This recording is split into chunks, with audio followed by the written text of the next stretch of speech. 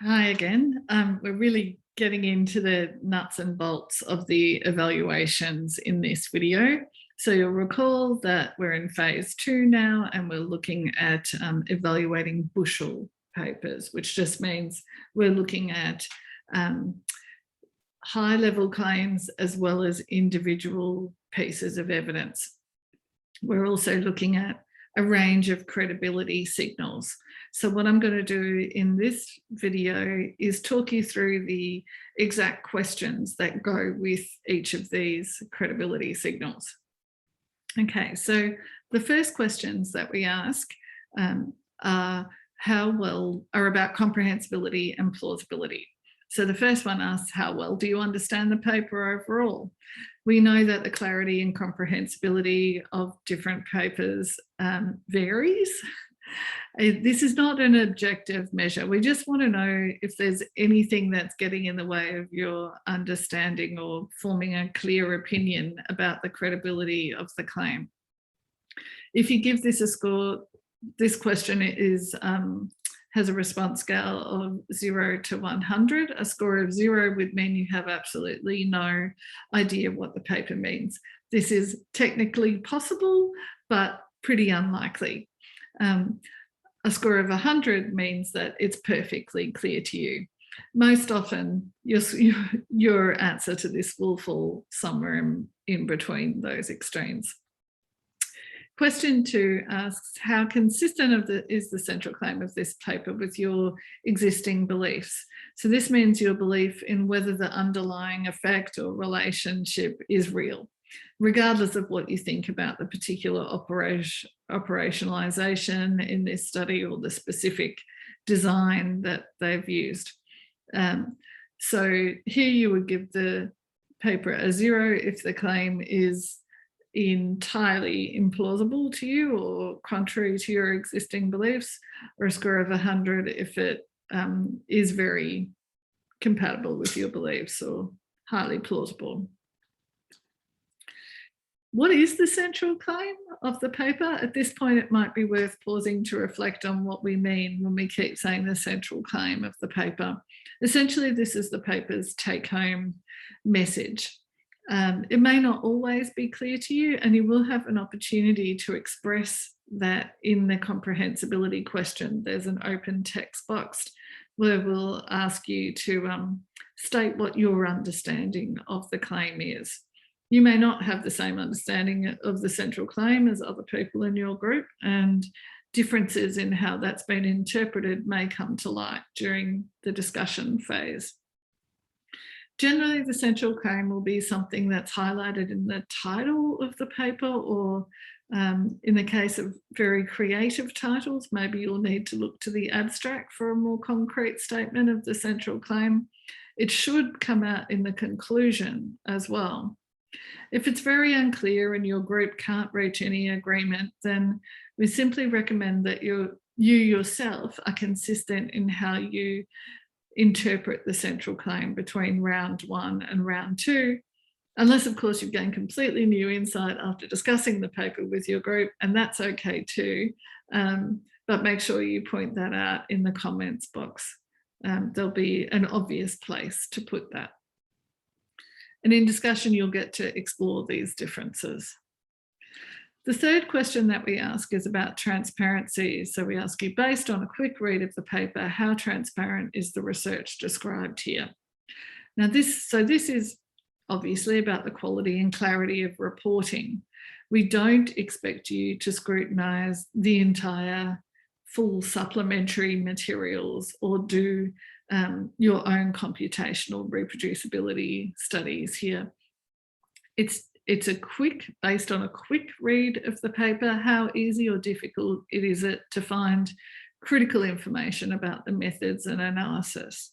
So you would give this a 0 if the paper doesn't seem at all transparent, if you can't find any indication that the methods or materials are adequately described or that there would be data available. You'd give it 100 if the paper appears perfectly transparent. It's entirely clear in how and what was done. The fourth question's about replicability. this will be familiar to any of you who may have participated in our phase 1 workshops. The question asks, imagine an independent researcher runs a replication of this original study. What's the probability? This is a probability question now. The probability between 0 and 100 that a close replication of the central claim would find results consistent with the original paper. So if someone did a new experiment, following closely the important aspects of the original study, and did the same type of analysis, would they find a statistically significant effect in the same direction as the original effect? We assume that all these replications are done competently and in good faith, and that they are high-powered. So here, giving a probability of 0 would mean it would never replicate, not even by chance, and 100 would mean that you think it would always replicate. This is a probability question, as I said, so we're asking for your response in a slightly different format here. So it's not just a single score that you'll be assigning, it's an interval judgment, an interval probability judgment, where you'll provide a lower and upper bound and a best estimate. Robustness is the 5th question. Imagine an independent analyst receives the original data set and devises their own means of investigating the central claim of this paper. What is the probability, another probability question, that an alternative analysis would find results consistent with the original paper? So here we're talking about the analytic stability, the reliability of the claim. So we make the same assumptions about how those independent analyses would be done as we make for replication. That is, that they're done in good faith. Here you might imagine that 100 analysts receive the original data and devise their own analytic means of investigating it. What's the probability that they would replicate the central claim?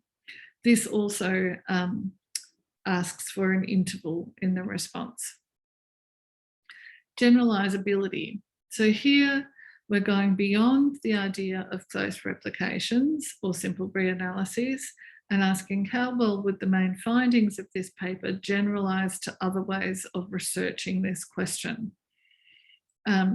Generalizability is sometimes talked about as a conceptual replication, whether the main claim of the paper would hold up under different ways of studying the question.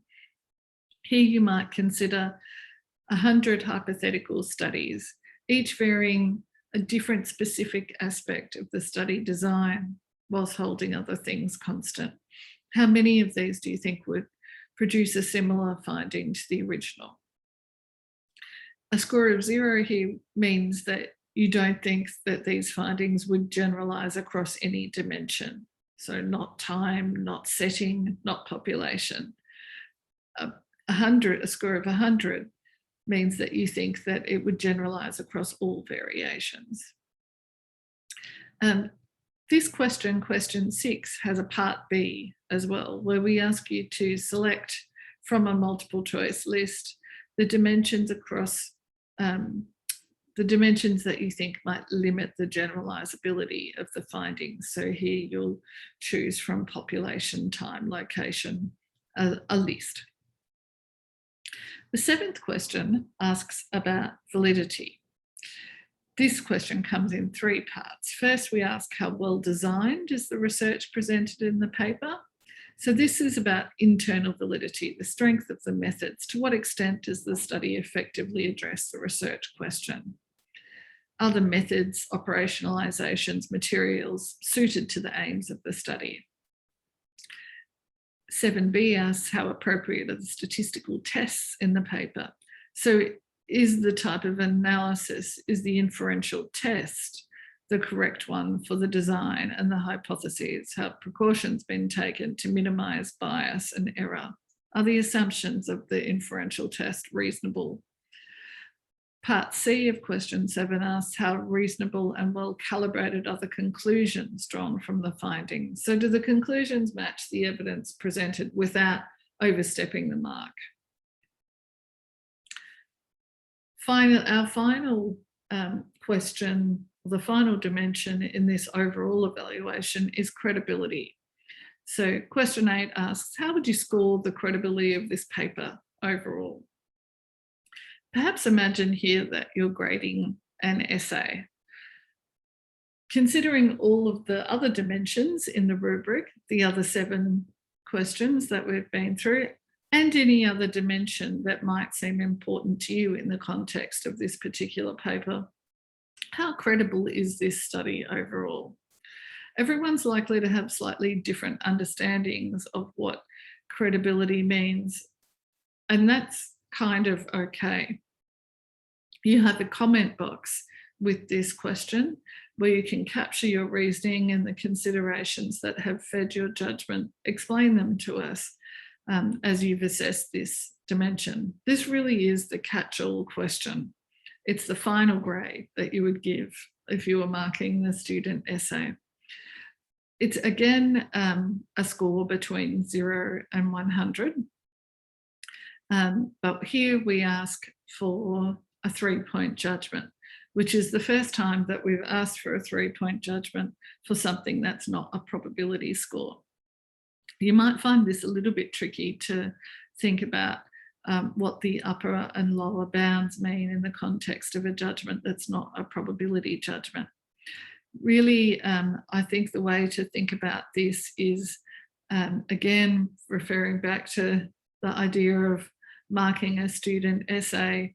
So the lower bound here would be, excuse me, often when we mark student essays, we don't often have a very precise number in mind. We might have a range of numbers in mind. So here a lower bound would correspond to the lowest score that you would consider giving this essay.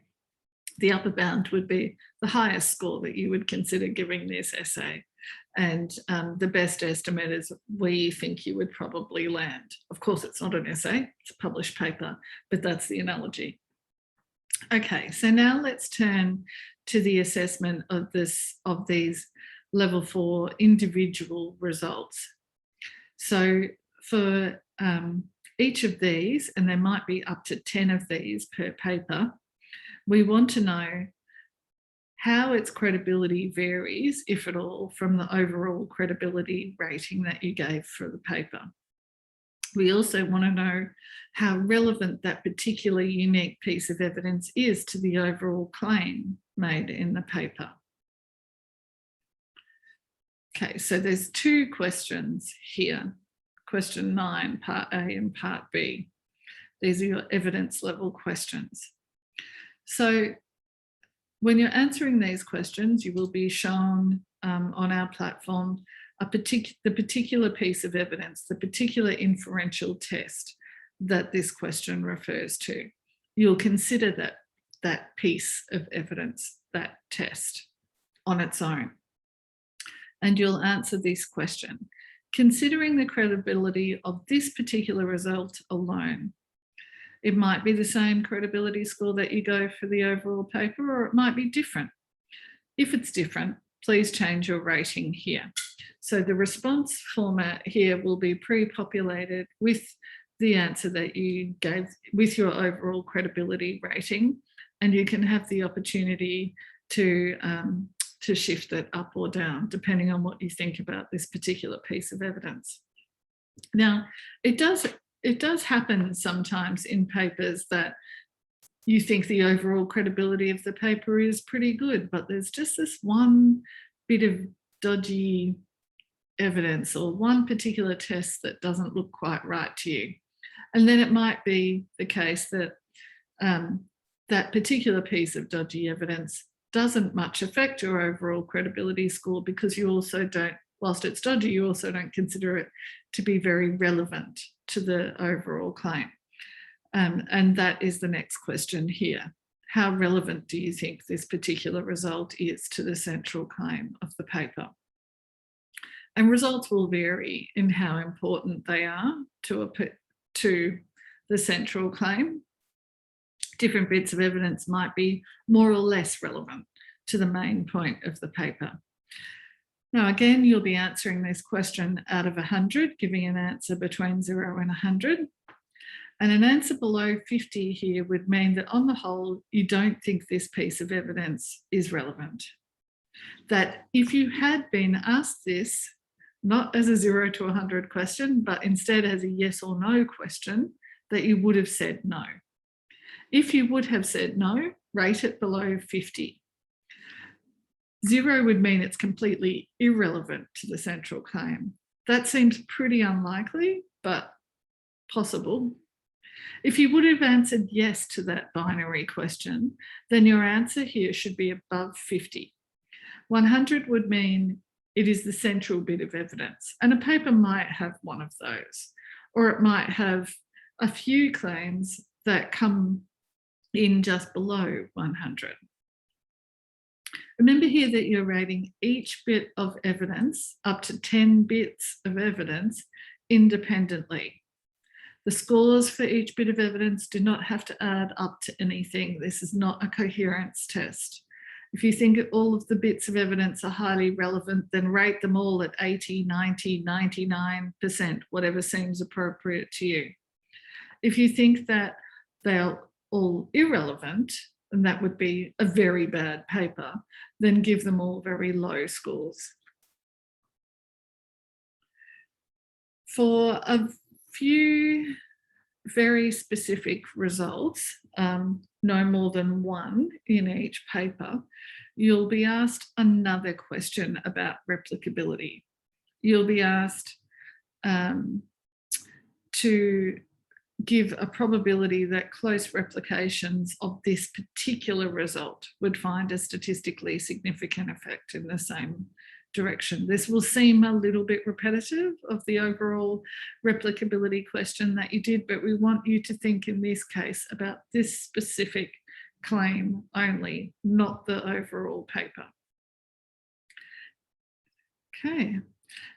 Comments boxes. So we would like you to capture your thinking and reasoning for any of the dimensions of credibility, or any of the 8 dimensions of credibility in the comment box for question 8, overall credibility.